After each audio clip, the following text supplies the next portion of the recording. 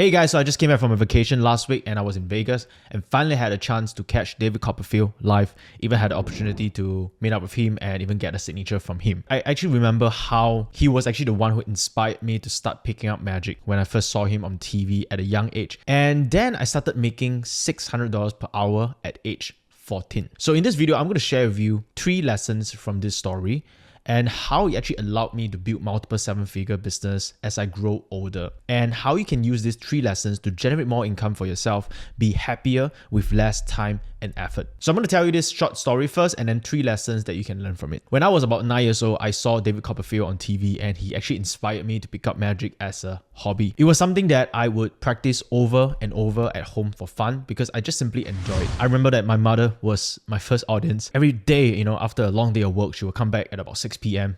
She had to cook dinner 7 p.m. for my dad to come back, and she was very busy. So I always go up to her and say, Mom, like, can you just give me 10 minutes? 5 minutes. I will just show you this new trick that I just practiced. And at the beginning, it was like, whenever I show her a trick, she was like, hey, you don't bother me, I have no time for you. And, I know how it was done, she would just point out, and she was a very brutal, honest mother. What happened was that eventually I got good at it, right? I keep practicing, and eventually it went from, I know how it's done, to her, saying, like, she was surprised, but she didn't want to show like she's surprised. She didn't want to show that she couldn't figure it out.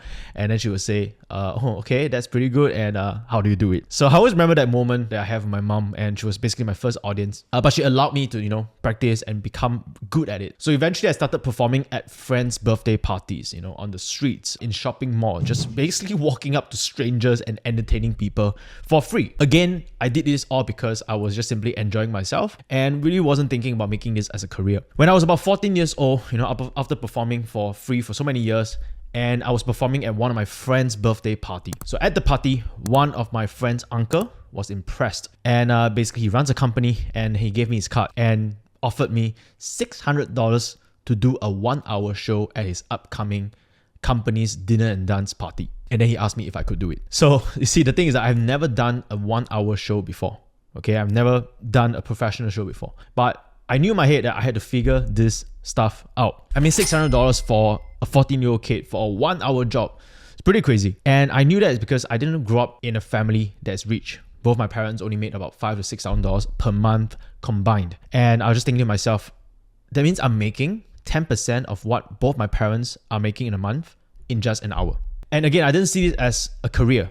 It was just really something that I was enjoying. I was doing it for fun. And before that, I was even thinking about working part-time, because usually during the school holidays, people usually work at part-time, and I was thinking of working at McDonald's for $3 per hour. This was the rate back then when I was 14 years old. So of course I said yes to the guy. I started to panic and I didn't know what to do, but I spent hours researching, reading magic books, DVDs, back then it was DVDs, and I eventually came up with a 1-hour show.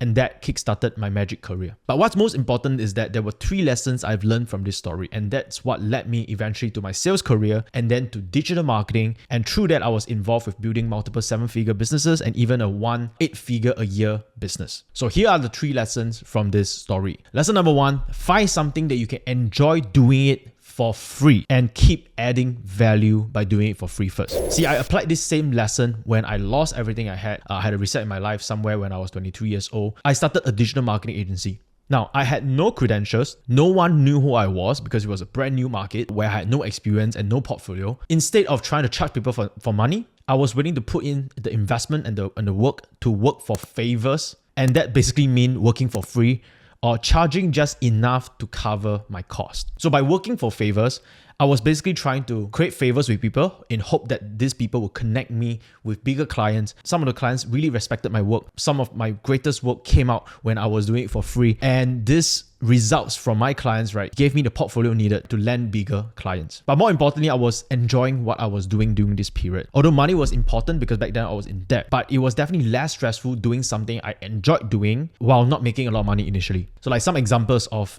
being good at digital marketing is that I really enjoy reading copies. I enjoy reading sales letters. I would watch advertisement, right? Entertaining. I have this very weird habit of watching entertaining advertisement to relax myself and for fun instead of Netflix sometimes. So not everyone loves watching advertisement. Some people hate advertisement, right? But I enjoy watching advertisement. I like watching, I like deconstructing them, and I like recreating them. So you want to find something that you enjoy doing it, that you don't even mind doing it for free at the beginning. Lesson number 2, find a market that pays big and develop deep skill sets to serve that market. See, there will always be a market that pays you $3 per hour, and there will be one that pays you $3,000 per hour. The difference is the skill set required to perform the task. See, it doesn't take much to flip a burger. Many people can do it, and that's why McDonald's only offered me $3 per hour when I was 14 years old. And picking the market is important because even if you become the best burger flipper, there's always a limitation on your income. So if you don't like your current market, and if your current market is not paying you enough, now first of all, understand that, have you developed deep skill set to serve the market, right? Have you become a specialist in that? But if you have already done so, right, and that market is still not paying you well, right, because of supply and demand, you can always change into a new market and develop new skill set to serve it. I have changed 3 markets before in my entire career. Lesson number 3, relative income is more important than absolute income. See, most people chase after making absolute income. They'll say things like, I want to make $1 million, I want to make $1 billion, or whatever that stupid number is. See, making $1 million doesn't necessarily make you happy. That's an example of absolute income. You could be making $1 million a year. You could be making $1 million a year, but working 16 to 20 hours a day with no time for yourself, not even enjoying yourself, and that's not fun and certainly not sustainable. But if you only make $100,000 a year, but working only 1 hour a day and spending the rest of your time doing what you really enjoy, then life is good. So you may be making 10% less money, but because you put in less hours and you're able to enjoy your work and you're able to spend remaining of the time doing something else that really matters to you, life is better that way. The total income that you make doesn't necessarily equals to the happiness level that you're going to achieve. See, when I was 14 years old, I knew that making $600 per hour wasn't going to make me a billionaire back then. And when I wanted to make magic my full-time career at 16 years old, I even had people discouraging me and say, yeah, you know, Gabriel, you can make $600 per show,